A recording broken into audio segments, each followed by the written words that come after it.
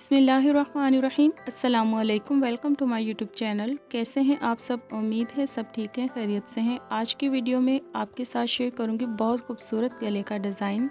तो यहाँ मैंने बुकरम ले ली है और लंबाई इसकी देखिए 16 इंच है और चौड़ाई इसकी 10 इंच है। अब हमने बुकरम को इस तरह से फ़ोल्ड कर लेना है और गले की चौड़ाई और गहराई का निशान लगाना है। तो यहाँ चौड़ाई का निशान 4 इंच पर लगाया है मैंने और गहराई का निशान 5 इंच। उसके बाद हमने इस तरह से लाइन लगा ली और हमने गोलाई में इस तरह से शेप लगा लेनी है गले की। उसके बाद फिर जो हम गले में लेस को यूज़ करेंगे, हमने लेस को नाप करके देख लेना है कि उसकी चौड़ाई कितनी है। तो यहाँ लेस की चौड़ाई 1/2 इंच है, लेकिन जो इस लेस के साथ एक बारीक सी डोरी लगी होती है, हमने उसको नाप में नहीं लेना क्योंकि वो सिलाई में चली जाएगी। तो इस तरह से हमारा इस तरफ से 1/2 इंच बन रहा है। अब इस डोरी को अलग करके अगर नाप कर देखते हैं तो जो स्टील वाला पार्ट है ये उतना बनता है। तो हमने स्टील वाला पार्ट रखते हुए यहाँ पर निशान लगा लेने हैं।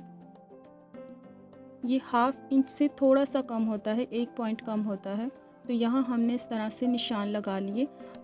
उसके बाद हमने लंबाई का निशान लगाना है। तो मैं यहाँ 10 इंच पर निशान लगा रही हूँ। अगर 10 इंच से कम या ज़्यादा करेंगे तो बुरा लगेगा। तो लंबाई का निशान यहाँ मैंने 10 इंच पर लगाया है। अब स्केल रखते हुए हमने लंबी लाइन इस तरह से खींच देनी है। उसके बाद फिर हमने जो शेप कटिंग करके रखी हुई है, मैं आपको नाप बता देती हूँ कि ये 3 इंच इसकी लंबाई है और 1.5 इंच इसकी चौड़ाई है। तो ये इस तरह से ड्रॉप शेप मैंने कट कर ली थी। अब हमने इसको यहाँ रख कर इस तरह से ट्रेस करना है, लेकिन नोक की तरफ से हमने इसको 1/2 इंच ऊपर की तरफ रखना है और दाएं और बाएं दोनों तरफ से हमने 1-1 इंच का गैप रखना है। और ये देख लें, मैंने आपको इंची टेप रख कर भी दिखा दिया। फिर आपने इस तरह से इसको ट्रेस कर लेना है।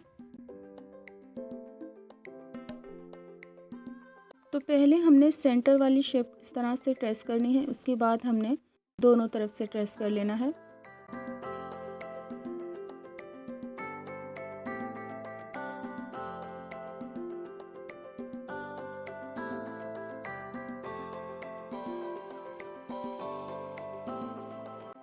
उसके बाद हमने तकरीबन 2 पॉइंट अंदर की तरफ इसको मार्किंग करना है।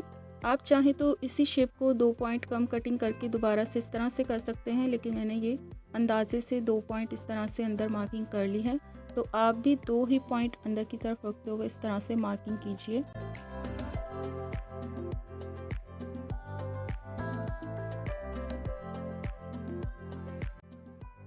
उसके बाद फिर 1 इंच ऊपर की तरफ मैंने यहाँ पर मार्किंग की और लाइन लगा ली और यहाँ से मैंने 1/2 इंच रखा है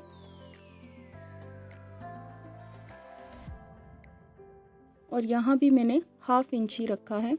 अब हम इसको कटिंग कर लेते हैं। तो पहले हमने एक्स्ट्रा जितना भी फ्यूजिंग है उसको कट कर लेना है। यहाँ से कट कर लेने के बाद हमने राउंड की तरफ से कट करना है और स्लिट कट कर लेना है।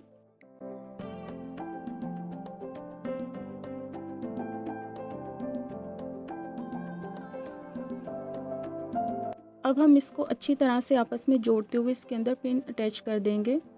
क्योंकि निशान हमने एक तरफ लगाया है और कटिंग हमने दोनों तरफ से करनी है, तो इसलिए हम आगे पीछे कटिंग ना हो यहाँ पर पिन लगाकर फिर कट करेंगे। अच्छा, इस तरह से मैंने यहाँ पर हल्का सा इसको कट लगा लिया और कट लगाने से बहुत आसानी के साथ यहाँ से कट हो जाएगा। तो बिल्कुल इसी तरह से मैंने सारी शेप में कट लगा लिया और कट लगाने के बाद फिर मैंने इनको अंदर से कटिंग कर लिया इस तरह से। तो यहाँ हमारा गला कटिंग हो गया है। अब हमने इसको फैब्रिक के ऊपर पेस्ट कर लेना है। तो यहाँ मैंने ट्राउज़र वाले फैब्रिक पर इसको अच्छी तरह से पेस्ट कर लिया है और आप चाहें तो उसी कपड़े पर भी इसको पेस्ट कर सकते हैं जिससे आप अपनी शर्ट बना रहे हैं। लेकिन अगर आप इसको ट्राउज़र वाले कपड़े पर पेस्ट करेंगे तो ये ज़्यादा अच्छा लगेगा। अच्छा, फिर उसके बाद यहाँ मैं ग्लू लगाकर इसको इस्त्री से अच्छी तरह से अंदर की तरफ फोल्ड कर रही हूँ, क्योंकि हमने इसके ऊपर तुरपाई बिल्कुल भी नहीं करनी है। इस वजह से तुरपाई नहीं करनी है क्योंकि ये हमारी शर्ट के फ्रंट साइड पर बनेगा।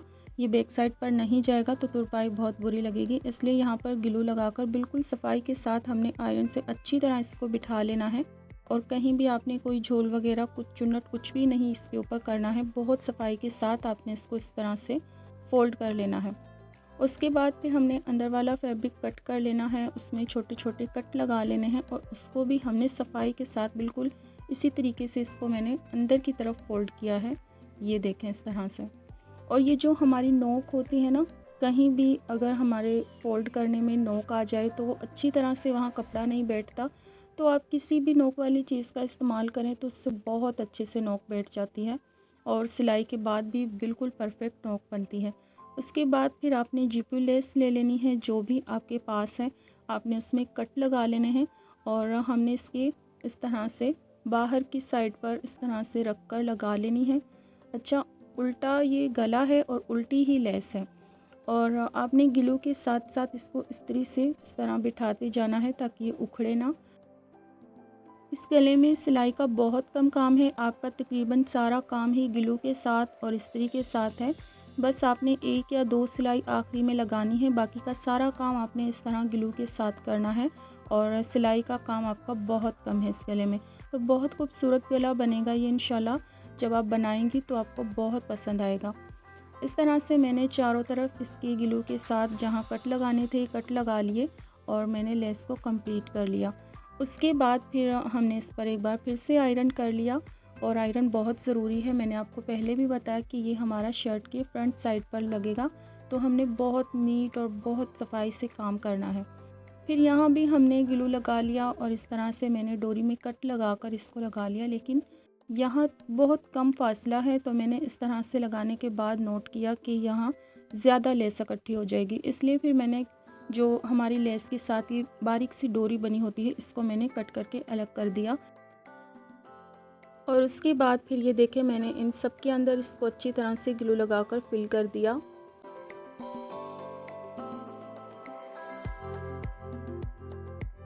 और इसके ऊपर हमने एक बार फिर अच्छी तरह से दोबारा अच्छी तरह से हमने आयरन कर लेना है, कोई झोल वगैरह नहीं होना चाहिए। तो इतना काम हमारा हो गया है और अब हमने क्या करना है, ऑर्गेन्जा ले लेना है। और ये देखें मेरे पास ऑर्गेन्जा है, हमने इसको फिर से उल्टा करके रखना है। इसके ऊपर अच्छी तरह से हमने ग्लू लगा लेना है और ऑर्गेन्जा को यहाँ मैं डबल करके रख रही हूँ। अगर आप चाहें तो यहाँ सिंगल का भी यूज़ कर सकते हैं, लेकिन मैंने डबल ऑर्गेन्जा का यूज़ किया है। सिंगल ज़्यादा वाज़े नहीं होती है, तो हम डबल करके लगाएं तो ज़्यादा वाज़े होती है क्योंकि ये बहुत बारीक फैब्रिक होता है। अच्छा, इतना काम हमारा हो गया है। अब हमने इसको शर्ट के साथ अटैच करना है, तो हमने दोनों में इस तरह से कट लगा लेने हैं वी शेप में और फिर हमने यहाँ पर कच्ची सिलाई लगा लेनी है सबसे पहले, ताकि हमारा गला आगे पीछे ना हो। आप कच्ची सिलाई ना लगाएं तो यहाँ पर पिन अटैच कर सकते हैं। उसके बाद फिर धागा कट कर दिया और अब मैं इसके ऊपर पक्की वाली सिलाई लगा रही हूँ। बुकरम के बिल्कुल साथ साथ हमने इस सिलाई को चलाना है ताकि हमारे गले में नीटनेस आ सके। अच्छा, यहाँ पर धागा मैंने कट कर दिया है और अब हमने इसके अंदर वाला जितना भी फैब्रिक है उसको कट कर देना है।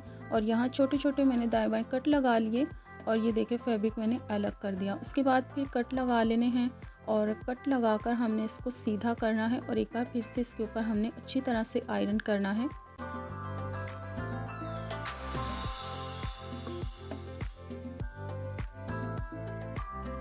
इतना हमारा काम हो जाने के बाद हमने फिर से ग्लू का यूज़ करना है ताकि ये अच्छी तरह से बैठ जाए।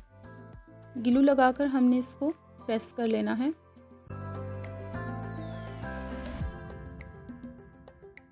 उसके बाद फिर हमने लेस में कट लगाने हैं और कट लगाने के बाद हमने उल्टा करके इसको रख लेना है और हमने गुलाई में और जो स्लिट कट किया था यहाँ पर हमने लेस को लगा देना है।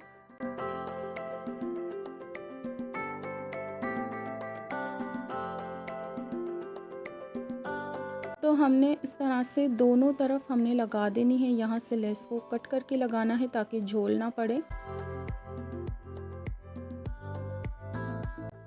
अब इस तरह लगाने के बाद हमने इसको यूँ मिलाकर प्रेस कर लेना है ताकि बीच में छोटा सा भी गैप ना आए। फिर गुलाई में दूसरी तरफ से भी मैंने इस तरह से लगा लिया और लेस को मैंने कट कर दिया। अच्छा, उसके बाद फिर हमने एक फैब्रिक पट्टी ले लेनी है और ये फैब्रिक पट्टी तकरीबन 2.5 इंच चौड़ी है।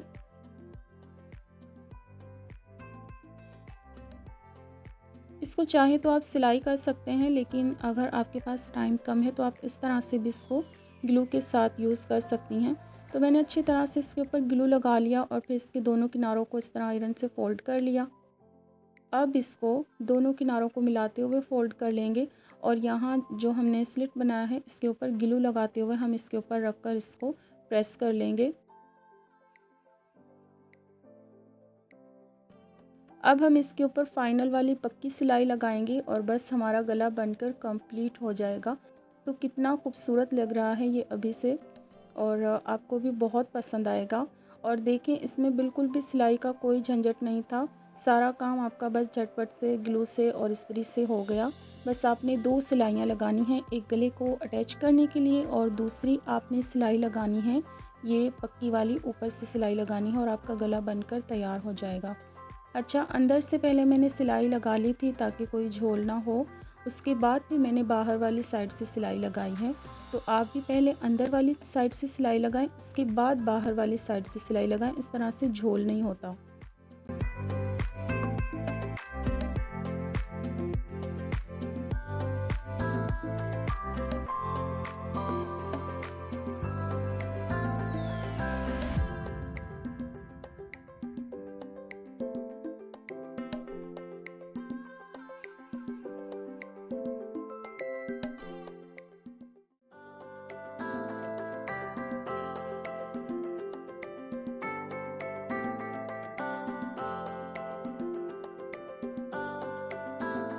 सिलाई लगकर कंप्लीट हो गई है। यहाँ मैंने धागा कट कर दिया और देखिए कितनी खूबसूरत और कितनी प्यारी लुक आई है गले की। तो आप भी इसको ज़रूर ट्राई करें, गर्मियों का मौसम है और इस तरह के हल्के फुल्के से डिज़ाइन आप अपने कपड़ों पर बना सकते हैं, बहुत खूबसूरत लगेंगे।